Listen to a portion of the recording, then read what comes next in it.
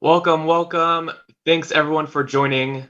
My name is Jonathan Mansuri. I use the pronouns he, him, his. I'll be your moderator for today. I am a candidate coach here at Vote Pro Choice, and I'm a former candidate myself back in my hometown for City Council. Welcome to Vote Pro Choice's Men for Pro Choice Spotlight. We are featuring two of our endorsed candidates here today who I'll be excited to introduce shortly. But for folks who are new to Vote Pro Choice, it's a national platform that connects the nation's pro-choice majority voters and the pro-choice champion candidates in every election. Strategically, we are focused on areas of the U.S. where reproductive freedom and we're here to spotlight some of our candidates for this program for today. So what I would love to do, we're going to bring in Gabriel Gonzalez and Andrew Winkles, and I'd love for you all to introduce yourselves, share your pronouns, what seat you're running for, and where is it, and maybe just a 1 minute about what motivated you to run for office. Gabriel, I'm going to kick it off to you. Sure. Hi, everyone. My name is Gabriel Gonzalez. Pronouns are he, him, his. I'm a 22-year-old first-time political candidate running for the Florida State House in District 119, which is in the suburbs of Miami-Dade County. And at 22 years old, I became the youngest Democrat in the history of the state of Florida to win a legislative primary. And if I win, I'll become the first member of Gen Z in the State House. So I'm running to bring a change to Florida state politics and government and to build a better, brighter future for our Sunshine State. Amazing. Andrew, do you want to kick us off an intro too? Yeah, sure. So my name's Andrew Winkles, and I am running for the Lenawee County Commission here in southern Michigan. Lenawee County is right on the border with Ohio. And this is my first time running for office. It's been something that I've wanted to do for a long time. I've been really involved in politics for a long time, but this is my first run. And this felt like very much the right moment. Even before Roe fell, this felt like a time when I needed to get involved and do something and be more active in my local community and making the county a better place. Amazing. Andrew, Gabriel, thank you for sharing. There's so much about my story that I find that's similar to yours. But for here, we're celebrating and spotlighting both of you in the month that we're celebrating Men for Choice. And by no means is this a monolithic title or experience. This could look it has looked different for us just based on our backgrounds and intersecting identities. But maybe we see ourselves here as partners or as parents or as siblings or children in this movement. So tell me a little bit more about what does Men for Choice mean to you, how you see yourself in the fight for reproductive rights, and how has that shaped your experience as you're running for office? Andrew, I'm going to ask if you could share first. Yeah, so I grew up in a very conservative evangelical culture where being anti-choice was an article of faith for most of the people that I grew up with. And so as I grew older and went to college and gradually became involved in more liberal and progressive causes, I naturally sort of moved from the position of my youth, which I wasn't that invested in anyway, it was just what everybody around me believed, to sort of a generic pro-choice stance, because that's what, again, everybody around me believed. But it wasn't really until I started a family of my own, until we adopted our first two children, a girl and a boy. And then when my wife became pregnant with our third child, that this issue became a really sort of lit a spark under me, right? Both thinking about when my wife was pregnant, witnessing firsthand everything that she went through, and what was a very intentional pregnancy, and we luckily had no complications, but seeing along the way everything that could happen, right? And just how much is involved. Like, you know, you read about it, but living through that, I came out of that experience charged up for reproductive freedom and reproductive rights.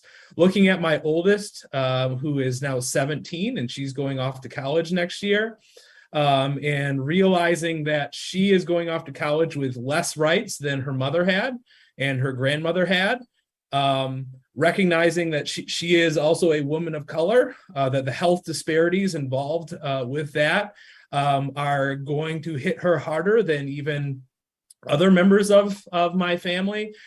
This became a motivating issue for me, and something that from the jump I wanted to make central to my campaign. Andrew, thank you for sharing just a bit more about that. You named that spark that lit up when you were sharing the experience about your wife and your daughter. Thanks, Andrew. Gabriel, how is this landing? Tell me a little bit more about what Men for Choice means to you, and how you see yourself in this fight too. Yeah, what Men for Choice means to me is quite simply just standing up and using our voice to protect the freedoms of our fellow American citizens. Part of what makes this country great is that idea of freedom, of the ability for you to make choices about yourself, choices about your day-to-day life, and that extends to making choices about your body and what happens to it. I do not believe the government should be making those choices for you and should not be forcing you to go through something as drastic and traumatic for the body as a pregnancy without your consent and without your decisions. As a man, I do not have the capacity to bear a child, although I do understand that those are decisions that are usually not taken lightly. And being part of this movement, of being part of Men for Choice, of being endorsed by Vote for Choice, is quite simply just making sure that we are advocating for freedom in all of its many forms. For me personally, with the overturning of Roe versus Wade, the issue is not only about abortion. What's at stake here really is something much more sacred and much more fundamental to our day-to-day lives, and that's our right to privacy. And our right to privacy is the foundation of so many aspects of other decisions and other court cases that have advanced the cause of equality over the past few years, like Obergefell v. Hodges, Lawrence v. Texas, Griswold v. Connecticut. All of those are at stake. And I fully believe that in my candidacy and in my campaign, that it's at the state legislature level that we need to start protecting these rights and freedoms, because with a Supreme Court that is fundamentalist, extremist, and far right, and has already signaled their intention to overturn those other core principles of American equality, we need to be protecting them at the state legislature level. Well said, Gabriel, and thank you for sharing just why it's also personal to you. You also mentioned that we're here today because you all are endorsed by Vote Pro-Choice, and as you mentioned, it's been about 4 months since the Dobbs decision, and still millions of folks in this country have experienced abortion care and reproductive health services as completely inaccessible. Both of you touched on this a little bit, but could you go a little bit deeper in painting a picture for us on seeing how your communities in Florida and in Michigan are affected by these attacks on reproductive freedom? Gabriel, I'm going to turn it to you first. Yeah, well, Florida is one of the states that's ground zero in the fight for reproductive freedom and reproductive justice. The Florida state legislature had enacted a 15-week total abortion ban without any exceptions for rape or incest or anything like that. And the governor, Ron DeSantis, and the Florida state legislature and Republicans in the state legislature have signaled that if they are to win this election and come out with a supermajority of votes necessary, that they would enact a total abortion ban. What's different about Florida as opposed to other states is that we actually do have a right to privacy that's enshrined in our Constitution, that's been added in by a constitutional amendment in the late 1960s. And actually, when that was being put into the Constitution, one of the major reasons or thought processes behind that was to protect abortion access. In Supreme Court cases in the state of Florida that have been looking at that 15-week total abortion ban, the governor and the state legislature have asked them to disregard that amendment to the Constitution and just sort of overturn our state's fundamental rights and fundamental freedoms just because of what's happening in the legislature. So that's why it's very important that we be electing pro-choice champions to our state legislature, not only because of the issue of abortion, but also because of the anti-democratic nature of what's going on with these abortion restrictions in these states. Yeah, Gabriel, thanks for giving us a little bit more eye into what's going on in Florida. Andrew, can you paint us a picture of what's going on in your community? Yeah, absolutely. So in Michigan, we have an anti-abortion law on the books. It was passed in 1931.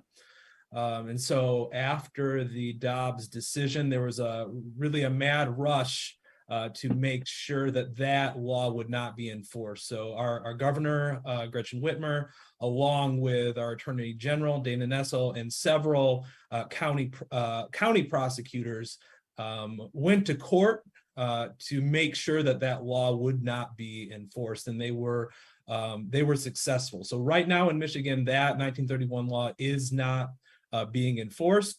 And we also have a ballot measure that's on the ballot, largest ballot measure in Michigan history. Almost over 800,000 people signed it.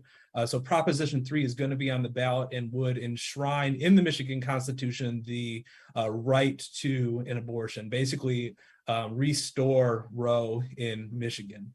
So we're putting a lot of energy both in my campaign and then all the way up the ticket into turning out people to pass that proposal. But importantly, when we pass that, and I do believe that we will pass that, it is vitally important that we have legislators from the county level all the way up to the state legislature who are going to then pass laws that make access to reproductive care even wider in Michigan, right? We have a chance in Michigan to flip the legislature for the first time in a generation due to nonpartisan redistricting.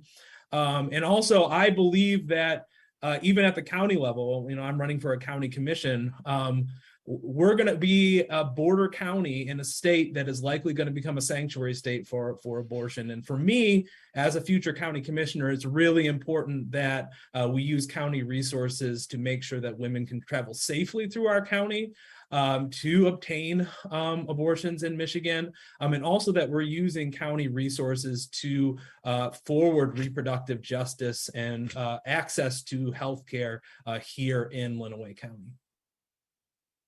That's amazing. Andrew, Gabriel, thank you for sharing. A lot of us are tuning in from across the country, and so it's so helpful to just hear what is going on in your communities and in your state. But I think most folks might feeling like how I'm feeling right now, which is that we're starting to see trends across the country. It's quite similar in where we're living.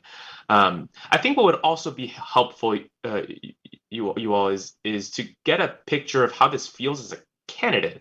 A lot of folks don't get to run for office, and some folks want to get to hear a little bit more insight of what's going on with the both of you. And so, Andrew, this is going to be a question for you first. What are you up against as you try to change these realities?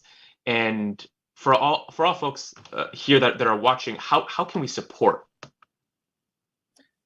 Good question. So when I decided to run for office, I was told, well, you can probably win that seat, even though you're going up against a Republican incumbent, but don't talk about abortion. Don't talk about abortion.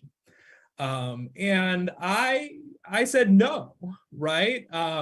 Even before the Dobbs decision, I said no, because even though this is a county that is about 60-40 Republican, the part of the city I'm running to represent is more blue. But more than that, like the polling is showing, and it's been borne out when I'm knocking doors, talking to people, the majority of Americans do not want restrictions on their right to choose. Even some Republican women, quite a few Republican women do not want restrictions on their right to choose. And so I was very intentional that I was going to talk about this issue in my campaign. And so I've been excited by just how much people want to talk about this, and how, as as awful as that decision was, obviously, we're now having these conversations out in the open, even in a deeply rural county in Michigan. And that just wasn't happening before. And so I think that's important. And I think that's important in that we can begin to extend those conversations into the future as we talk about access to reproductive care, health disparities, all these types of things. What can people do?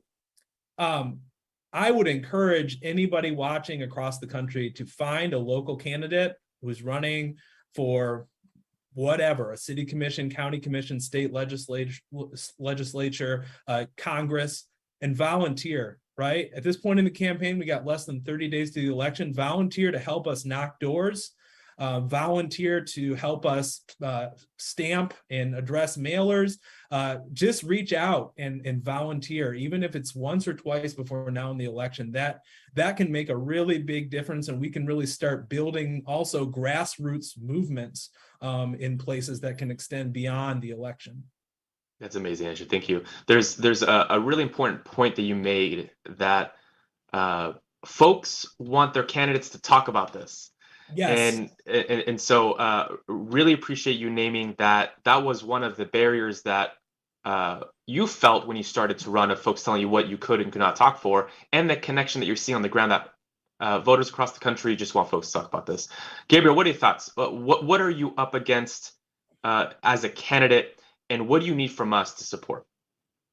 Yeah, what I'm up against a candidate, I would mainly categorize as two things. The first one being there is a level of voter apathy, not necessarily apathy in terms of going to the polls, but rather a lot of the undecided, non-party affiliated or independent voters that I'm talking to, because, well, for context, my district is a purple district, it's a swing district, and actually the largest voting bloc is non-party affiliated people by 35%. So we need to be talking to these people, and that's where we've been focusing most of our outreach efforts. The problem with that, though, is that a lot of these people, based on just everything that's been happening over the past 2 years, have gotten a little disheartened and a little disillusioned, and have sort of decided to disconnect entirely from political news. And because of that, they aren't quite as attuned to exactly what the stakes are in this election as other people may be. But when you approach them at the door and you try to talk to them about these issues, it's just everything that's happening is a little crazy. So they're not as inclined to either believe you or understand that that's actually what's going on. So on the ground level, what you guys can be doing is have these conversations with your family, have these conversations with their friends, just gently bring up these topics and make sure that people are aware of what is going on. I can understand the past 2 years, the past 6 years have been a lot for us to deal with personally in terms of news and political developments, but this election is very important, and a lot of things are at stake here, and it's very important that people realize that. And hearing that come from a family member, hearing that come from a friend, a close advisor, that can really do a lot of good in helping tune someone back into the nature of the reality that they're living in and help get them motivated to vote. Another thing that I've been noticing in terms of my race specifically is that we are a little outmatched when it comes to funding and fundraising. And one thing that you guys can do to help me, I don't mean to be a shameless plug for my campaign, but if you visit www.gabrielforflorida.com, there is an Act Blue link there. I would appreciate any financial donations you can give to our campaign. We are fully grassroots funded. We are fully people funded, and our support comes mainly from the community that we are intended to serve. I believe that politics should be about public service, and that's why our campaign support comes almost exclusively from the people that we are trying to serve. So any support you can give us would do a lot of good in helping reach these voters, especially during these crucial last weeks of this election. Gabriel, thank you. And I love the plug. I love when candidates make their plug on the website. For folks who are watching, you might see at the bottom there's a link to show that if you go to voteprochoice.us, you'll see a list of all of our candidates that you can support and their links to the websites. But Gabriel, to some of the points that you made, it's quite easy. We as candidates just need money. Andrew, you were making the point too that we just need folks to join the campaign on the ground at this point. And Gabriel, just one thing that you touch on that was quite beautiful, but quite simple of a message, was folks could have conversations at home with folks that they know in their community, that their neighbors, their family, their friends. That is just as important as the elections coming around. And so I want to finish up with that last questions of the importance of this election around what we shared a lot, y'all, of just we're hearing the messages about your campaign. What other messages do you want to send to anyone who is watching right now about the importance of your election? Gabriel, I'm going to go to you first. Yeah, well, my election is particularly important because in the Florida State House of Representatives, the Democratic Party is at risk of falling into a super minority, and the Republicans are at risk of falling into a super majority. And a super majority, as everyone has known who's been following the whole filibuster debacle in the Senate, is something that really allows people to push through legislation that is unpopular and undemocratic, and that's something that simply cannot stand. We have a chance here to flip a seat blue because it's an open seat in a district that's purple, but it's been trending blue in recent weeks, so we really do need all of the help and all of the support that we can get. More broadly, the 2022 midterms are the most important election of our lifetimes. I know that we've heard that for every single election for the past 2 years, but it's the truth. We've reached a point in our country where our politicians are no longer listening to us and are more interested in passing their own far-right agenda than serving the constituents of the municipalities, towns, and the states that they were elected to represent. This is a point in our history where we really need to choose what kind of America we want to be. And this is the election for us to come out in droves and say that we will be an America that supports all of us. Thank you. Gabriel, I love it. Thank you. Andrew, what's the important, remind us of the message. What's the importance around your election? Well, I think that local government is really important to our democracy. It's the unit of government that most people have the most interaction with on a daily basis. And so I think it's really important that we elect people who are going to use the powers of local government to make municipalities, counties, cities better places to live for the people in those places. And we have the power to do those things.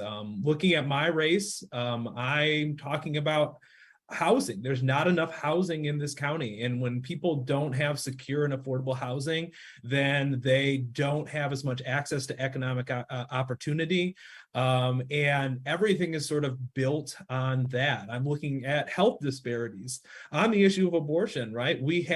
There's no abortion clinic in our county, so people have to travel out of the county to obtain those services. So how are we supporting women in our county to obtain those services? How are we supporting women who, as I said, are likely within the next month going to be crossing our borders from Ohio and Indiana, which have extremely restrictive abortion laws in place? How are we going to be using our resources to help them receive the care that they need? How are we going to be funding the county health department, which is one of the most powerful resources in the community for making sure that people have access to affordable health care and affordable reproductive care? So I think it's really important that at the local level, we are electing people who are looking at these issues and not just looking out for the interest of the Chamber of Commerce or whoever is the important people are in the county, that we're electing people who are looking out for the people. Absolutely. It's clear that this is an important election. Andrew, Gabriel, can you remind us, when are your elections coming up? Tuesday, November 8th, 2022. Yep. Tuesday, November 8th, here in Michigan. Early voting is already underway. We have no reason absentee ballots available. If you live in Michigan, you can request one till October 24th. And then early voting will also get underway before the November 8th as well. So the election is already on if you want to be involved and want to cast your ballot already. Amazing. Well, it sounds like both of you have the same date. It's an important date across the country. Thank you for reminding us of the importance of that date. Thank you both for joining. Thank you everyone for joining. Lifting up the points that Gabriel and Andrew made around donating to candidates is really important to get their message out and help them get their message out. To join their campaigns on the ground, knocking on doors, talking to folks, and what I found to be a quite simple and beautiful message of talking to your friends, talking to your neighbors, talking to your family around the importance around reproductive rights and this election. Don't forget to visit our website, pro-choice.us to see more candidates that we've been endorsing across the country and to take a look at our voter guide. It's quite substantial. You can also follow us on Twitter, on Instagram, and on Facebook if you just type in Vote Pro Choice. But everyone, thank you so much for joining. Support these 2 candidates. You can find them on our website. And y'all have a good one. See you later.